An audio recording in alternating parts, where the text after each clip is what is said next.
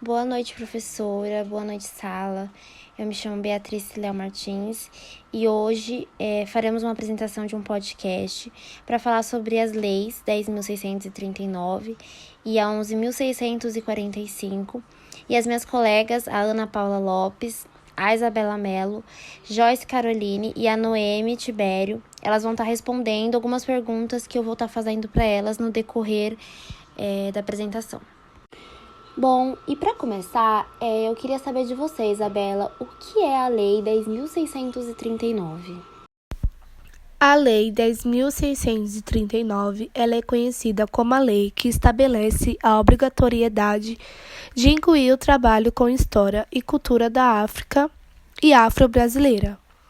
A Lei 10.639 de 2003 ela altera a Lei de Diretrizes e Bases da Educação Nacional, de 1996. Ela propõe o estudo da história da África e dos africanos, a luta dos negros no Brasil, a cultura negra brasileira e o negro na formação da sociedade nacional, resgatando a contribuição do povo negro nas áreas social, econômica e política, pertinente à história do Brasil. Ela também prevê, no calendário escolar, a inclusão do dia 20 de novembro como Dia Nacional da Consciência Negra. Apesar disso, o tema não deve ser tratado pontualmente na data ou no mês comemorativo, mas durante todo o ano. Em 2008, uma nova alteração feita pela Lei 11.645 passou a incluir também a luta, a cultura e formação dos povos indígenas no Brasil. Bom, dando continuidade no assunto, a lei foi criada em 2003, como você disse, mas o que foi levado em conta para a criação dela, Isabela? Desde o início dos grupos do movimento negro, a educação ela foi vista como uma área focal para combater o racismo e gerar transformação. É um campo que lida com a criação de uma memória, com a possibilidade de reforçar ou criar outras histórias, e pluralizar as histórias oficiais. Por conta disso, os movimentos buscaram não apenas garantir o acesso à educação, mas sim também olhar os conteúdos que já eram ensinados. Desde as discussões para a construção da Constituição de 1988, os grupos tentaram incluir a pauta na legislação, mas isso aconteceu apenas em 2003. Depois de muitas tentativas que tiveram a conquista do marco legal para incluir na LDB a obrigatoriedade de tratar nas escolas das relações étnicos raciais. E como foi a implementação dessa lei? Entre o marco da lei, resultado de discussões promovidas pelos movimentos sociais, e a sua implementação, há um longo caminho de obstáculos pedagógicos, de políticas públicas e que perpassam a cultura. Existe um consenso pelos especialistas de que, apesar dos avanços na temática e na obrigatoriedade da lei, ainda não existem práticas pedagógicas bem consolidadas no Brasil. A pesquisa Práticas Pedagógicas de Trabalho com Relações Étnicos-Raciais na Escola na Perspectiva de Lei 10.639 de 2003, a coordenadora pelo Programa de Ações Afirmativas na Universidade Federal de Minas Gerais, traçou em 2009 um panorama das experiências por todo o país e apontou a falta de visibilidade e acompanhamento das ações, dificuldade ainda presente. Os especialistas também percebem a reprodução do racismo estrutural e resistência na abordagem dessas temáticas na escola. Por isso, para ter uma real transformação, é preciso rever a cultura escolar, as relações, currículos e práticas a partir do reconhecimento da diversidade como um direito. O educador precisa afirmar o compromisso com o tema, afirma Gina Vieira Ponte, professora de língua portuguesa na rede do Distrito Federal. Agora, continuando no assunto, Noemi, por que apesar de ser lei, o tema ele ainda não é amplamente trabalhado nas escolas? Mesmo sendo do conhecimento dos professores a lei, ainda falta muito material didático e referência, então acaba dificultando um pouco a implementação desses assuntos. Alguns professores eles chegam até a relatar que eles não se sentem completamente confortáveis em tratar sobre essas relações étnicas, raciais, por não dominarem, por sentirem que não dominam o tema. Então, faz notória aí também a necessidade de abordar esse tipo de assunto na formação inicial e continuada dos professores, porque só assim eles serão preparados para gerar discussões e debates na sala de aula, voltada para essas questões. Há também a falta de apoio e incentivo por falta das políticas públicas, que não se engajam em regimes de colaboração entre as secretarias da educação para levar essas discussões direto para a sala de aula. Ou seja, as iniciativas partem do interesse de um professor e não da escola ou da rede, por isso não são pontuais e pouco divulgadas também. Noemi, e como pode ser trabalhado a Lei 10.639 nas salas de aula? O trabalho dessa lei deve ser contínuo e sempre deve ser abordado em sala de aula, gerando sempre discussões de empoderamento e valorização. A prática de leituras de livros protagonizados e escritos por pessoas negras é uma possibilidade também de como trabalhar a lei em sala de aula, pois assim traz debates interessantes e diversidade. Projetos também que abordem e tenham a cultura afro-brasileira como foco é de extrema importância, pois dessa maneira é possível trazer histórias, personagens importantes para a história negra, músicas, danças, culinárias e costumes, o que acaba gerando respeito para com as diferentes culturas e tirando o olhar do que é algo exótico por ser diferente. Dar espaço também para conteúdos e artistas negros, ver séries, filmes protagonizados por pessoas negras, mostrando que todos têm a capacidade de desenvolver e criar conteúdos bons e de qualidade. Agora sobre a Lei 11.645, Ana Paula, quando ela foi criada e quais as suas finalidades?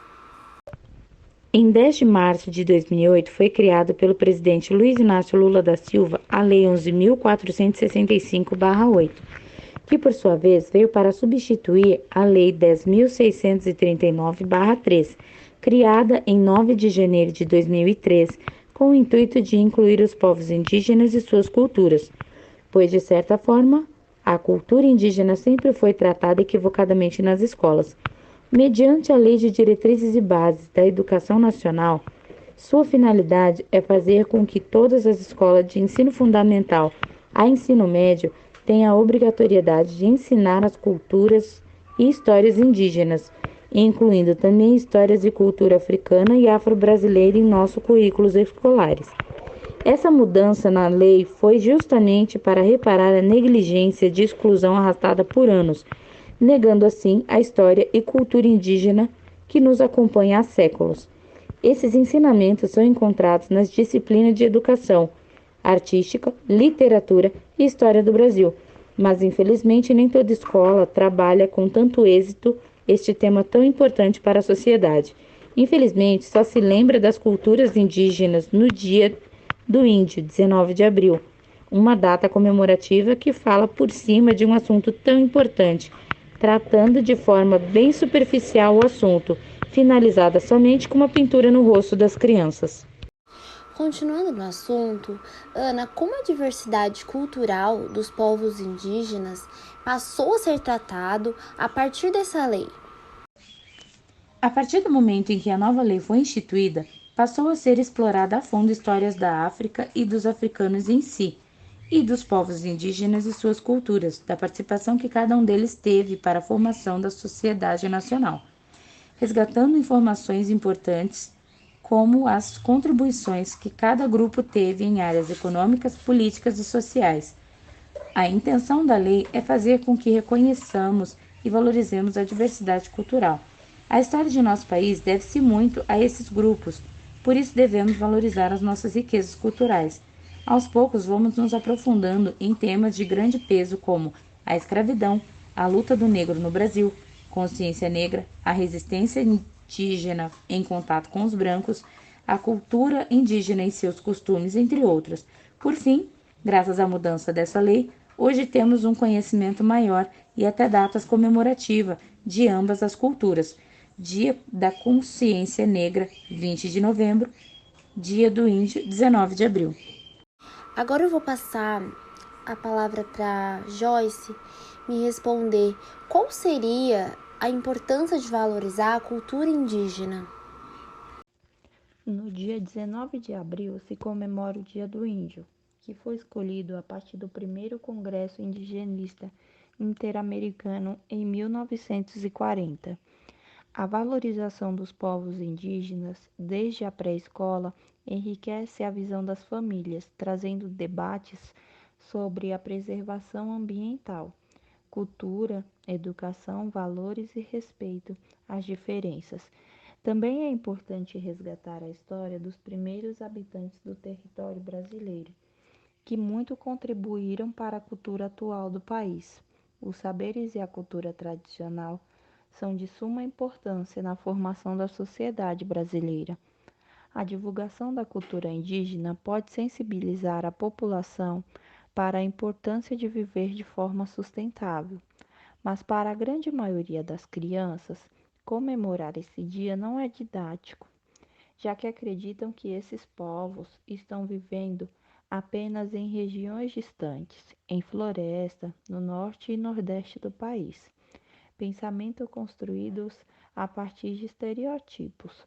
Esse imaginário não fica restrito apenas às crianças e acaba se tornando um senso comum. Certo. E o que essa lei ela altera no conteúdo pedagógico nas escolas? A Lei 10.639, alterada pela Lei 11.645, torna obrigatório o ensino da história e cultura afro-brasileira e africana em todas as escolas públicas e particulares, do ensino fundamental até o ensino médio. Várias campanhas, leis e projetos aconteceram e ainda acontecem para que haja um reconhecimento de que afrodescendentes e indígenas são sujeitos históricos que tiveram e ainda têm uma importante parcela na construção social, econômica e histórica do Brasil. Bom, há um certo tipo de ligação, né, nas duas leis que foram citadas anteriormente, né? Então, o que estabelece a Lei 10.639 posteriormente ser alterada pela 11.645, Joyce? A Lei 10.639, alterada para a Lei 11.645, torna obrigatório o ensino da história da cultura afro-brasileira e africana em todas as escolas, públicas e particulares, do ensino fundamental até o ensino médio. Agora, para finalizarmos, eu queria saber de você, Noemi, quais as dificuldades que você observa ao trabalhar com a Lei 11.645 no que se refere à história e à cultura das populações indígenas? Uma das maiores dificuldades em trabalhar com essa lei é desmantelar o olhar europeu e focar na real história da população indígena, deixando de lado o europeu e suas versões, que desde o início vêm sendo colocadas no centro das discussões nas salas de aula, ignorando totalmente a cultura e história do povo indígena. Essa dificuldade ela está inserida também nos materiais didáticos disponibilizados nas escolas, que são alienados e acoplados com a versão eurocêntrica, fazendo com que os professores apliquem sempre e somente uma só visão.